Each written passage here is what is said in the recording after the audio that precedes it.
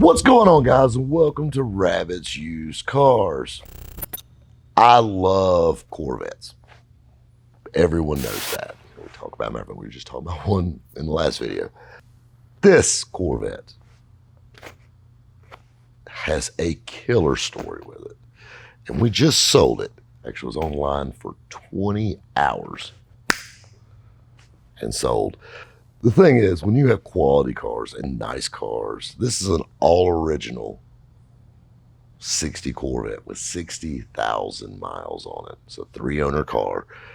But the cool thing is, at the end of the day, it's a base vet. 283 automatic, like I said, all-original car. Same owner since 1977. The cool thing is how the previous owner acquired this Corvette. That's where the story comes in. And it ties into another story, which I love even more. Real quick, like I said, Tasca Turquoise, 1960 Corvette. Absolutely original, just like the 69 Vet. This is a survivor car. One repaint in the early 80s. Other than that, she is drop dead gorgeous all the way around. Couple cool points. Most of you kids are probably going to Google this. This car was used in a movie. It was called Shag, filmed in Myrtle Beach, South Carolina in 1989. It's a movie that takes place in the mid-60s. It's talking about our state dance, the Shag. Google it. I'm not even going to go into that. It involves baby powder. I shit you not. So, anyway, moving on. And it's not what you think. It's clean. We get this vet in, and, I love hearing some of the backstories. So, guy found this car for sale in 1977 in a classified ad. Super clean, 60 Corvette, good shape, blah, blah, blah dollars. And he buys it, but how the previous owner got it was even cooler. Like I said, it's a 3-owner car. He won this car in a pool game. And it tickles me. And this is a story that I've been wanting to tell, and I've been looking for a good tie-in. You guys remember me telling you about the sign shop and making all the windows and all that stuff. Well, keep in mind, when this was going on, I shot pool all the time. I still enjoy shooting pool from time to time. But at one time, I played pool every day. And that's the thing. If you're going to be good at something, you got to do it every day. Repetition is just where it's at in a game like that. My buddy Jeremy, they helped me run the sign shop. And let me describe Pegleg. First of all, how Pegleg got his name. I went to school with Pegleg, and he had a V6 Mustang, and he loved doing burnouts. Well, it was a one-tire fryer, so we called him Pegleg, and it just stuck. Jeremy is like 5'6", $110, $120, skinny, short, and dresses like Bret Michaels. Cowboy boots, the bandana, all the sterling silver jewelry, kind of like I just got out of bed look, but kind of like a early 90s rocker, that guy. There's one thing, well, there's several things Pegleg was good at, but one thing he was very good at was shooting pool. And that's what got me into shooting pool, was hanging out with him. Man, you need to go down to the pool hall with me. You need to go down to the pool hall with me. And I'm like, whatever. And I've shot pool a few times over the years, but, definitely no pool sharp by any stretch of the imagination, not even remotely good. But, Jeremy's like, yeah, I'm doing a couple competitions. I've played in a few leagues and things like that. He kind of sandbagged the way he told me. Well, when we started playing a little pool, we went to this little pool hall that was just right down the road from my old house. It was called the Golden Q. And the Golden Q was ran by a guy that was a crippled guy. I think he was in a bad car wreck or something like that, and it really messed him up. And his name was Fubu. I kid you not. And Fubu was the coolest old school gangster dude ever. And he ran this pool hall. Him and his wife, and there was never more than 10 people in there, ever. And they had 7 or 8 nice pool tables, diamond tables everywhere.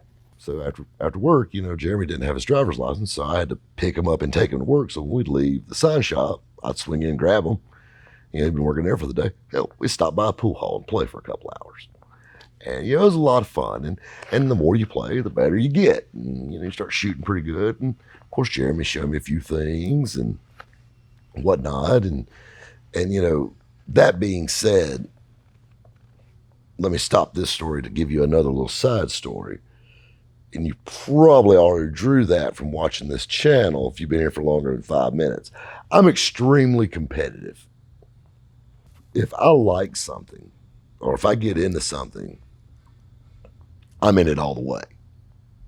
So naturally, I need a custom cue. I need this. I need this. Hey, what's that glove you got on? I need one of those. Hey, I want to be in it, and Jeremy's like, just slow down. You don't need any of that yet. You're still learning. So I'm using house cues and whatnot. And we're shooting. He's showing me a few little tricks, playing off the diamonds and just things like that. Just entry level. And Jeremy would be like, and it always amazed me, and I loved it. They had this old sign and hanging in the pool hall that said, "Beware of the hustler." And it tickled me. We were there. This has probably been there 5 or 6 times. There's a couple younger guys there. Jeremy said, "Sit this one out, Rob." And he said, "Just sit out." And he said, "Watch Daddy work." Keep in mind, Jeremy, he's a little Keebler elf ass, walking around the table.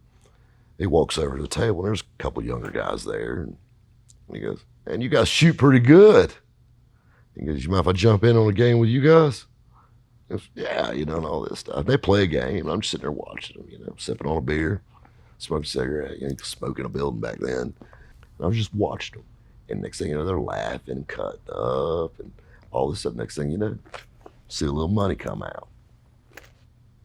Next thing you know, you see a little pig clean the table and put it in his pocket. "Come on, you want to play again?" Everybody gets lucky. "Come on, let's do it again." Got him again. He took about $200 off those kids, probably 30 minutes. Big leg comes back over. He goes, "I'm buying dinner tonight." And I'm like, "What the hell did you do?" He said, "Man, I got to hustle a little bit. He said, "You show them the ropes."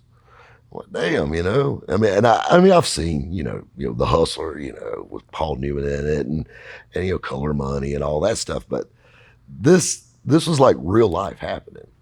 I'm intrigued now. Like, I want to know more about this, And he goes, "Yeah, you make a little bit of money, And he said, I thought you said you played in tournaments." He said, "Well, something like that." And so we went to a little pool hall up in North Carolina, just right over the line. And Jeremy said, "Whatever you do, you just follow my lead." And we went in there, and we were playing like doubles, I'm middle of the road at best player. I never got to touch the table because Jeremy as soon as he got his shot, baby. And what they were doing is they saw me and thought they could make some money, and then if they ever miss a shot, it's over. So we did that and didn't get killed or get our hands broke or anything like that, or thumbs ripped off, none of that stuff. But so we go back to the golden cue, we're shooting, and Fubu was a pretty good pool player too.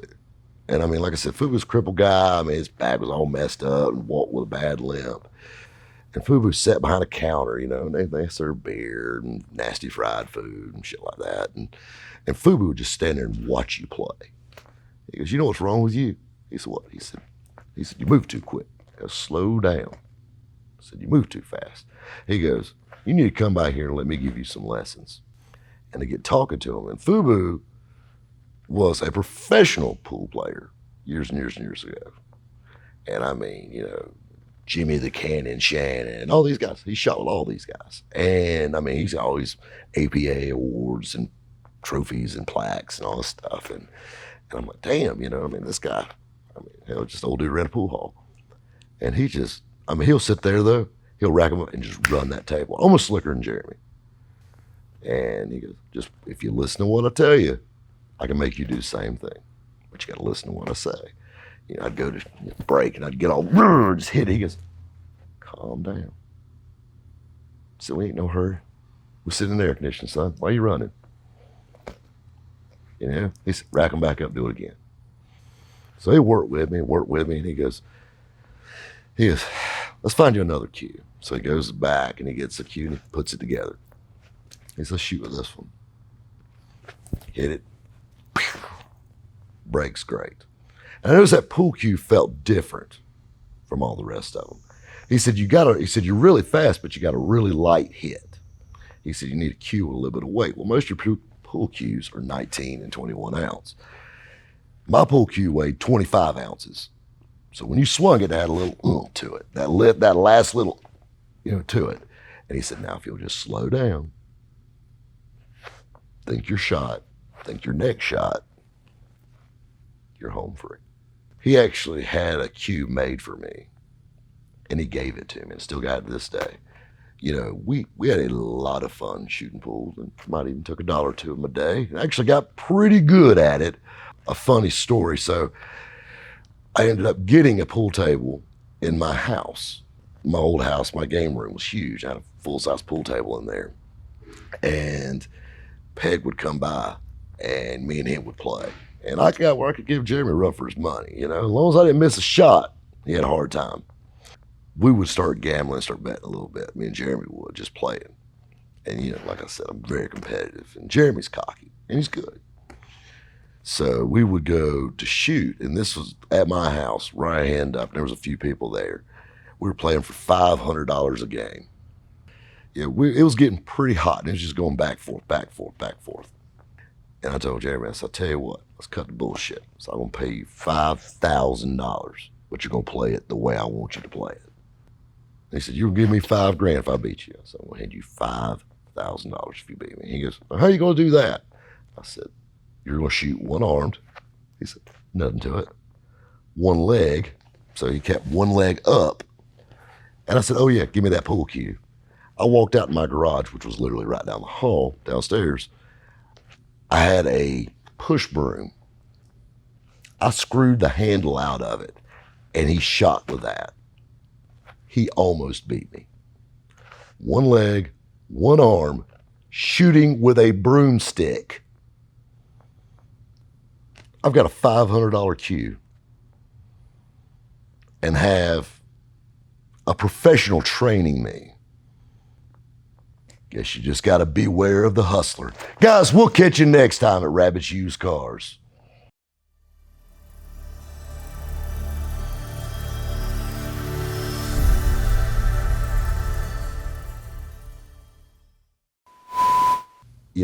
So me and Pegleg.